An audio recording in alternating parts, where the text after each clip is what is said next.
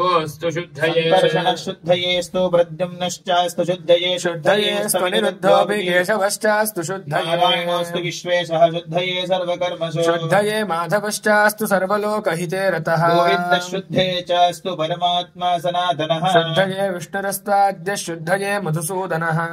सदा विद्यादिदेवोऽस्तु शुद्धये कपिलस्तथा वामनः शुद्धये चास्तु श्रीधरोऽद्यास्तु शुद्धये सदा विद्यादिदेवोऽस्तु शुद्धये कपिलस्तथा शुद्धयेस्तु ऋषिकेशः पद्मनाभोऽस्तु शुद्धये पद्मनाभोऽस्तु शुद्धयेस्तु सदा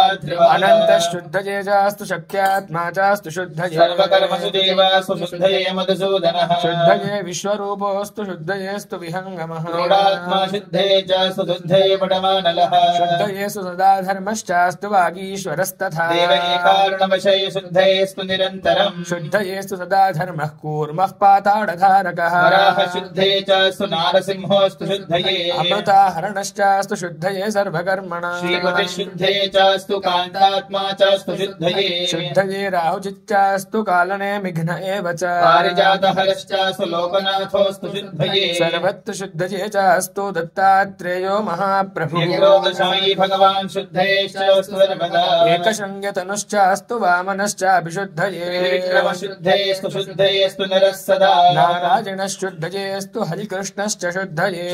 शत्रुग्रामः शुद्धये चास्तु सर्वदा रामश्च शुद्धये चास्तु वेदविद्भगवांस्तदा शुद्धये सुधा कल्किः सर्वदोषक्षयङ्करः शुद्धये सदा धर्मः पाताडशयन प्रभुः शुद्धये सन्तु सर्वेषां सर्वेषां सर्वत्र सर्वदा सर्वे सदा देवाः शान्तये सन्तु पूजिताः मुष्टये चास्तु सिद्धये भक्तयेरपि शिवाय मुक्तये सन्तु शुद्धये सर्वकर्मणः पुत्रमित्रकडत्राणां दासीदासगवामपि मनोरथानां सर्वेषां हितानां आयुष्यारोग्यमेधानां धनधान्यादिसम्पदां पुण्यानां मणिमादीनां गुणानां श्रेयसामपि यजमानस्य मन्त्रिणा वैष्णवानां विशेषेण परत्रयितमिच्छतां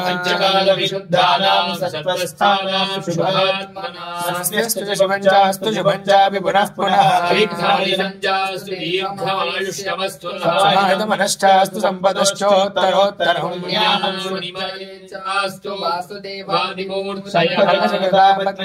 सर्वेश्वरेश्वरः भगवान् देवो लाङ्गली प्रियतां प्रियतां नित्यमनिरुद्धः सुरेश्वरः सुरेशोऽस्तु कर्मणां पूर्णाय शान्त्यर्थं प्रियतां भगवान् विभुः अनाधिकानां शान्त्यर्थं प्रियतां विभुः।